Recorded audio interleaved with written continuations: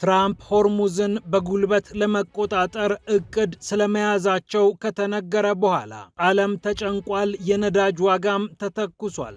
ባለፉት 4 ዓመታት ዓለም እንዲህ አይነት የነዳጅ ዋጋ አይታ አታውቅም እየተባለ ይገኛል። ፕሬዝዳንት ትራምፕ የኢራንን መሠረተ ልማቶች ለመምታት አሁንም ልባቸው እንዳላረፈ መነገሩ ጦርነቱ በምዕራፍ 2 እንደሚቀጥል እየተጠበቀ ይገኛል። የኢራን ጦር ደግሞ ትዕግስትን ገንዘባችን ያደረግነው ለዲፕሎማሲ ቅድሚያ ለመስጠት ነው እያለ ይገኛል። የኢራኑ ፕሬዝዳንትም በሆርሙዝ ሰርጥ ለተፈጠረው ቀውስ 100 በመቶ አሜሪካና እስራኤል ኃላፊነታቸውን ይወስዳሉ ብለዋል። ሀገረ ኢራን የሆርሙዝ ሰርጥን ከአውሮፓ ወራሪዎች ያስለቀቀችበትን ክብረ በዓል በደማቅ ሁኔታ እያከበረች ታሪክን ከዛሬ ጋር አስተሳስራለች። ጉዳዩ እያነጋገረ ይገኛል። የዓለም የነዳጅ ዋጋ ማሻቀቡን ተከትሎ ፈረንሳይ ቶታል ኩባንያን የነዳጅ ዋጋ ጭማሪ እንዳያደርግ ይፋዊ ጥያቄ አቅርባለች። የአሜሪካው ፕሬዝዳንት ዶናልድ ትራምፕ በበኩላቸው ከዴሞክራቶች ጋር እየተፋለሙ ይገኛሉ።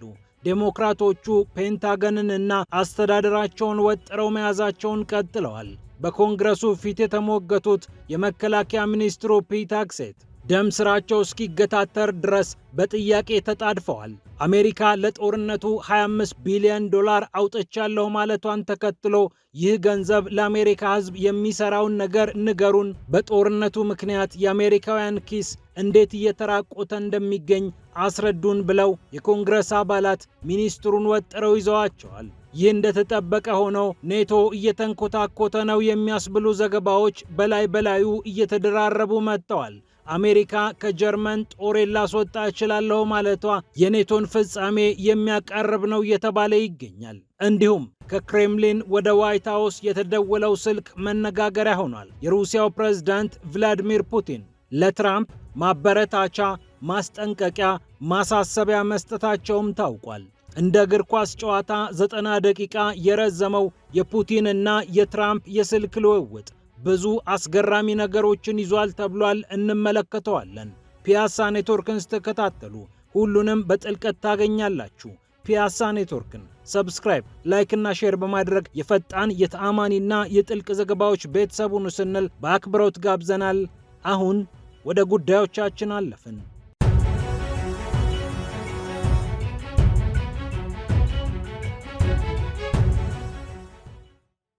የአሜሪካው ፕሬዝዳንት ዶናልድ ትራምፕ ከጦራቸው ምክር ተቀብለዋል።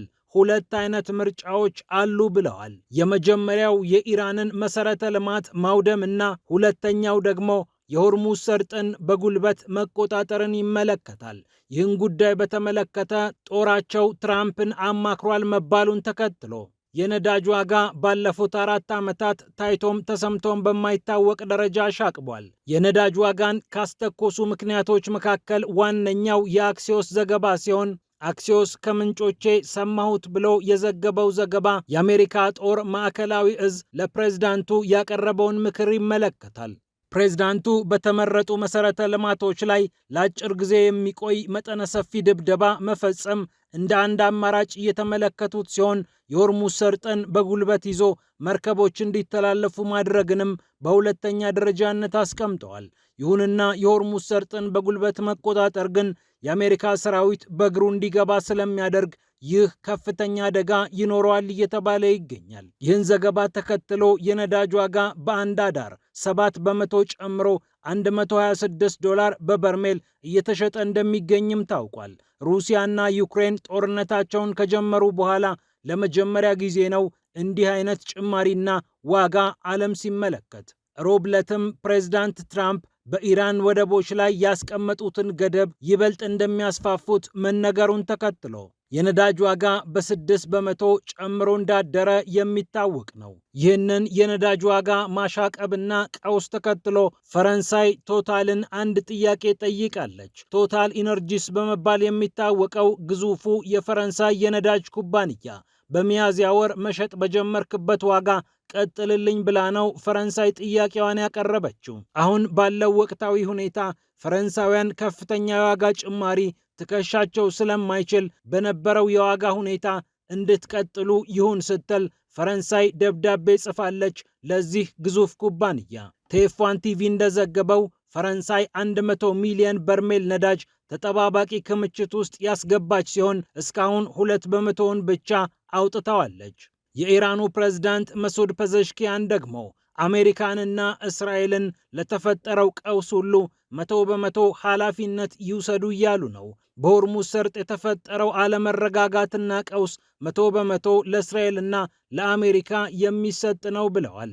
አሁንም እኛን የሚጠሉ ጠላቶቻችን በሆርሙዝ ሰርጥ እንዲተላለፉ አናደርግም ብለዋል። ሀገራቸው ብሔራዊ የፋርስ ባህረ ሰላጤ ቀንን በምታከብርበት ሰዓት ነው መሱድ ፐዘሽኪያን ኢራናውያንን ያደነቀ መልእክት ያስተላለፉት። አሜሪካና እስራኤል ኃላፊነታቸውን ይውሰዱ፣ በሆርሙዝ ሰርጥ ያለውን ነገር በተመለከተ ግን ኢራናውያን በብርቱ እየተፋለሙ ይገኛሉ። ይህ ደግሞ ጽናታቸውን ያሳያል ብለዋል። ኢራናውያን የፋርስ ባህረ ሰላጤ ቀንን እያከበሩ የሚገኙ ሲሆን ታሪክን ከዛሬ ጋር አስተሳስረው ነው ይህንን በዓል እያከበሩ የሚገኙት። እንደ አውሮፓውያን አቆጣጠር በ1622 ከአውሮፓው የፖርቹጋል ኃይል ሆርሙዝ ሰርጥን ያስለቀቁበትን ቀን ነው ኢራናውያን እያከበሩ የሚገኙት። ትላንትም ግዙፍ ኃይሎችን በሆርሙዝ መክተናል፣ ዛሬም ሌሎች ተከታይ ኃይሎችን እንመክታለን በሚል መንፈስ በቴህራን አደባባይ በዓሉ እየተከበረ ይገኛል።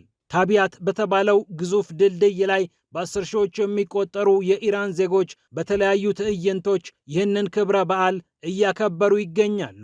የኢራናውያንን ጽናት አይተንበታል ይላል የኢራኑ ሜሄር የዜና አውታር።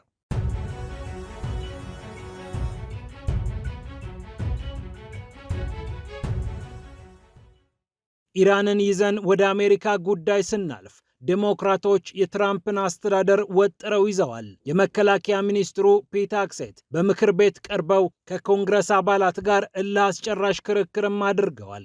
ፔንታገን ለጦርነቱ 25 ቢሊዮን ዶላር ገደማ እስካሁን አውጥቻለሁ ማለቱን ተከትሎ ዴሞክራቶቹ ይህንን ገንዘብ በሀገሪቱ ውስጥ ብዙ ነገር ልንሰራበት እንችል ነበር እያሉ ይገኛሉ።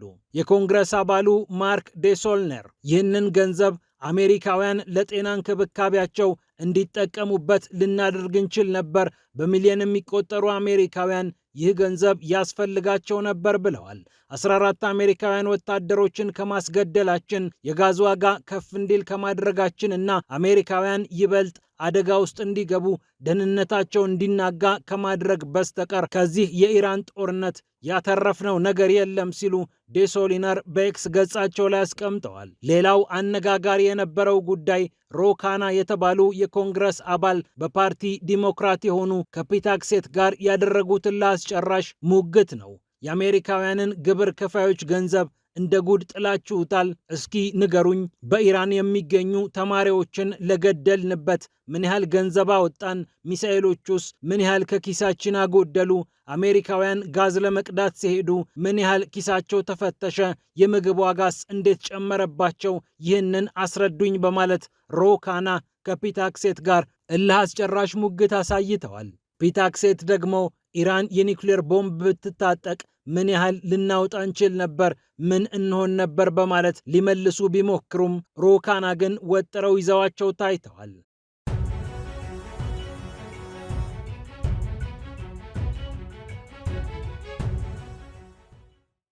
በሌላ በኩል ኔቶ እየተንኮታኮተ ነው የሚያስብሉ ዘገባዎች በላይ በላዩ እየተደራረቡ ይገኛሉ።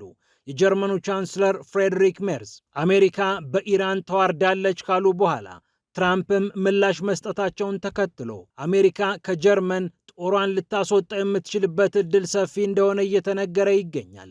ራሳቸው ፕሬዝዳንት ዶናልድ ትራምፕም በጀርመን ያለንን ጦር በከፊል የምናስወጣበትን ነገር እያጠና ነው ብለዋል። ምናልባት በቅርቡም ልናጠናቅቀው እንችላለን ሲሉ ትራምፕ በትሩዝ ሶሻል ገጻቸው ላይ አሳውቀዋል። ትራምፕ ይህንን አይነት ሐሳብ ሲያቀርቡ ለመጀመሪያ ጊዜ አይደለም።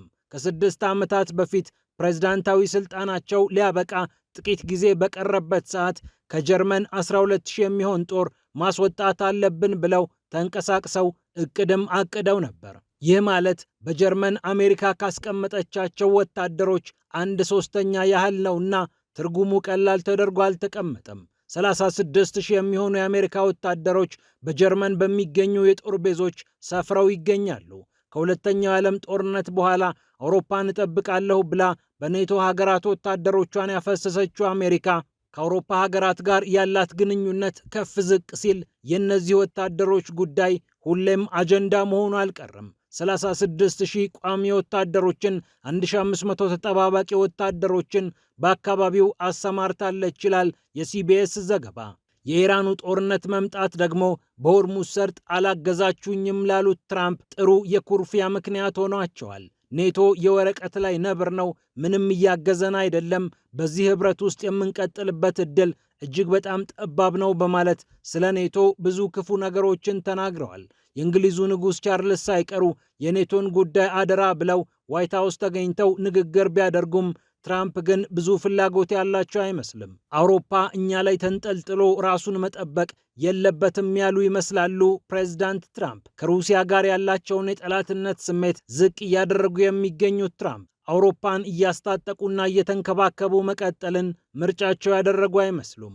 አስገራሚው ነገር ታዲያ አውሮፓውያን በገዛ ገንዘባቸው የአሜሪካን መሳሪያ ቢታጠቁም ትራምፕ ግን ገና ብዙ መግዛት አለባችሁ ማለታቸው ነው። የጀርመኑ ቻንስለር ፍሬድሪክ ሜርዝ ከሰሞኑ ያደረጉት ንግግር ደግሞ በጀርመንና በአሜሪካ መሃል ያለውን ውጥረት ይበልጥ ከፍ አድርጎታል። ሕዝባቸውን ሰብስበው ሲናገሩ አሜሪካ በኢራን ተዋርዳለች፣ በቂ የሆነ የመውጫ ስትራቴጂ ወይም ኤግዚት ስትራቴጂ አላበጀችም፣ ጦርነት ውስጥ መግባት ቀላል ነው፣ መውጣት ግን ፈተና ነው በማለት የአፍጋኒስታንን የኢራቅን ምሳሌ እያነሱ አሜሪካን ክፉኛ ኮንነው እንደነበር ይታወሳል።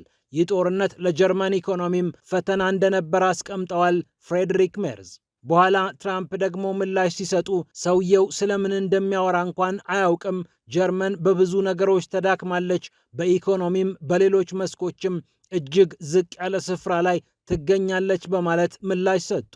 ፍሬድሪክ ሜርዝ ግን ከአሜሪካ ጋር ያለን ግንኙነት መልካም ነው፣ እኔ ነገሮችን ለማስረዳት ነው ይህንን የተጠቀምኩት በማለት ስለ ንግግራቸው ለሮይተርስ አብራርተው ነበር። አሁን ደግሞ አሜሪካ ከጀርመን ጦሬን ላስወጣ የሚችልበት እድል አለ ማለቷ በኔቶ መሃል ያለውን ህብረትና መከባበር ክፉኛ ዝቅ ስለሚያደርግ በአውሮፓ አካባቢ መሸበር ነግሷል።